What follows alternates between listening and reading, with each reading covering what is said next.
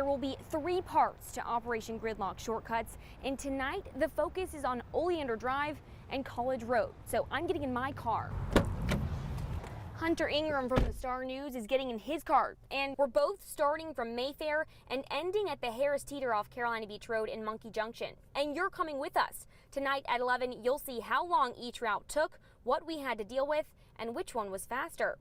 When I got here almost 3 weeks ago, the Puddle Jumpers Nature Preschool had an empty backyard, asking the community for any fallen trees from Hurricane Matthew.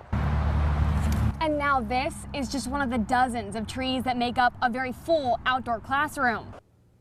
Daniel, as hundreds of people filed into the auditorium this afternoon, deputies took any and all signs people had, but that did not hold anyone back from asking exactly what they wanted, and the crowd did not hold anything back either. First, Representative David Rouser gave a little presentation. He focused on health care and the Affordable Care Act.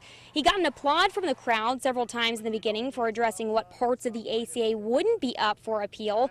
Randy, you may be able to see behind me, traffic is flowing pretty smoothly, but that was not the case around 8 o'clock this morning. We're going to show you. Take a look at this video. This was traffic that was backed up for a few miles on Carolina Beach Road around 8 o'clock this morning. The North Carolina Department of Transportation has closed 3rd Street and Burnett Boulevard between Willard Street and Carolina Beach Road. The chief says Officer Freeman was off duty at the time, but he was driving his patrol car. As to why, they're still unsure.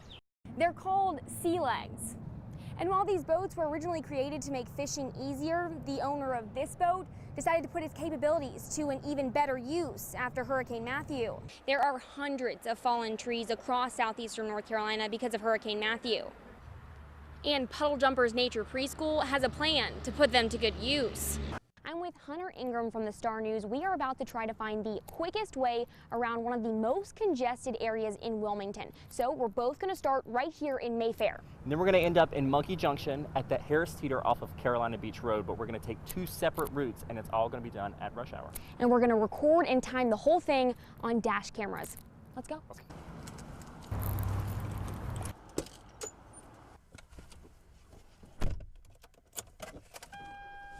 The clock starts, and we each head out onto Military Cutoff Road.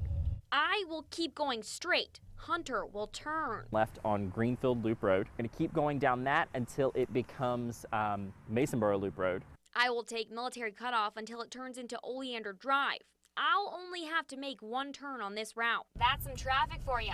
But that turn may be the biggest time hurdle for me because it's a left turn at Oleander Drive and College Road. We are not moving. Meanwhile, Hunter is still making his way to Pine Grove Drive. We have been sitting in traffic for almost 10 minutes, about a half a mile back from the intersection. We are stuck in traffic. College and Oleander is considered the #1 hotspot for the 4th most congested stretch in Wilmington. On average, almost 48,000 cars drive through here every single day. We've sat through 3 green lights so far. Hunter finally makes his left turn onto Pine Grove Drive. We're going to be sitting in some more traffic. Maybe Hannah's having a little more luck than we are. After 4 green lights, I finally make my 1 turn, but I'm still 6 miles away from our destination. Ooh.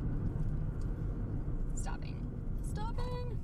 Mom reach. I did the mom reach. I gotta imagine that we might be a little ahead of Hannah. Finally, both of us are out of the congestion and actually moving. We're almost there. It's just a little farther. You've arrived at your destination.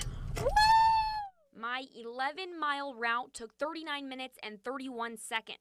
And Hunter's 12-mile route? 39 minutes and 42 seconds. 1 mile made my route only 11 seconds quicker during rush hour. I was thinking you were either way ahead of me or way behind me. See, and I thought you would get way ahead of me because of the... I passed you and I was like, There you go. We both guessed wrong on this outcome. And even though it's not clear my route was faster, we agreed on something else. It's easier, but it's not necessarily faster. Tonight it proved to be by 10 seconds. And maybe not driving during rush hour. Exactly. This is not the only shortcut we are working on for you guys, so check back to the Star News later this month and we're going to have a full story on local shortcuts and whether they will help your drive.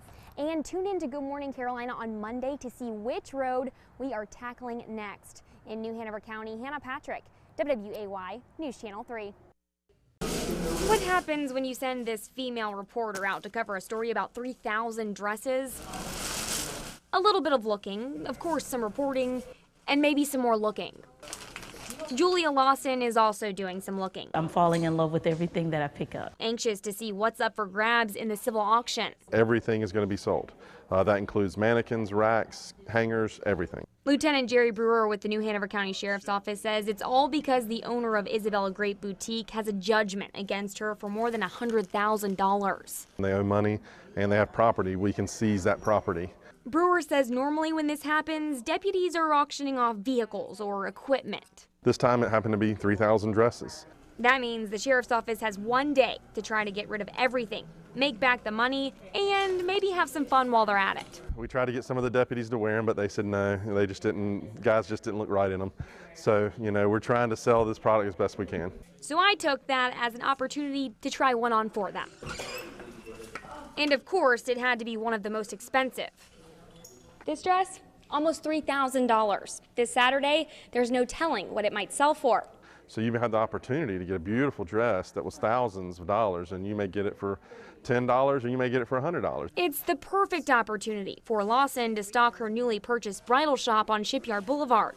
Will they be less expensive at your? Oh, much less expensive because we'll be able to purchase them on Saturday for little of nothing. That's why she plans on being here bright and early. First thing, yes. I'm gonna try not to camp out, but yeah. That is, if I don't get here first. In New Hanover County, Hannah Patrick, WWAY News.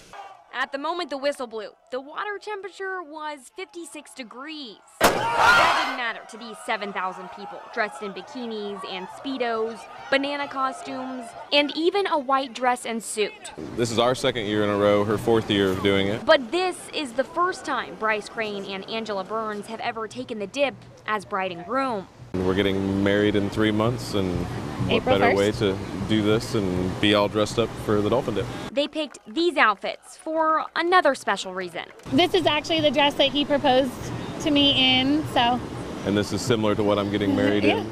So, to kick off the new year, they're starting the wedding celebration now. How was it? Cold is right, because right after I captured their sweet and chilly moment, I turned the camera on myself. And then a second time when I realized I forgot the GoPro. Well, it doesn't feel as bad this time. Okay, I lied. It's cold. Ready? Yeah. Okay. Here we go. So whether you're getting a cold start to 2017 or just a fresh start, from all of us in Surf City,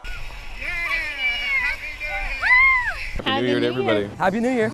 As a parent, it is your worst nightmare. Last February, Scott and Lisa Smith woke up one morning to find out their 13-year-old son, Caleb, had been killed in a car accident in Charlotte. There's no sentence that will bring our son's life back to us. The driver was 18-year-old Devin Harris, a boy who grew up with Caleb, whom Scott and Lisa brought into their home when he had nowhere to go. We hope that this situation in his life ends up being something that will be a turning point for him. Scott says Harris was living with their family for years until he began breaking the rules and sneaking out. That's when Scott says they had to kick him out.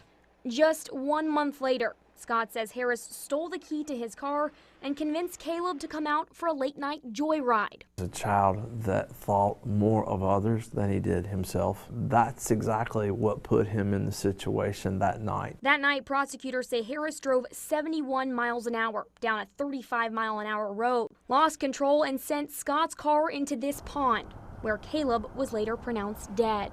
As Harris pleaded guilty to all of his charges, dozens of Caleb's family members waited to face him. Just as Caleb would have wanted, we have forgiven the defendant, Mr. Harris. But Scott says they hope Harris finds a way to turn this around. And that his life will become something that will in turn honor our son's life. And while nothing will ever bring Caleb's life back, his mom, dad, and little sister will spend the rest of their lives sharing his legacy. He always was a high-flying, free spirit, so we figured the balloons would fall right in line. And you can't shoot off fireworks in front of the courthouse. In Brunswick County, Hannah Patrick, WWAY News.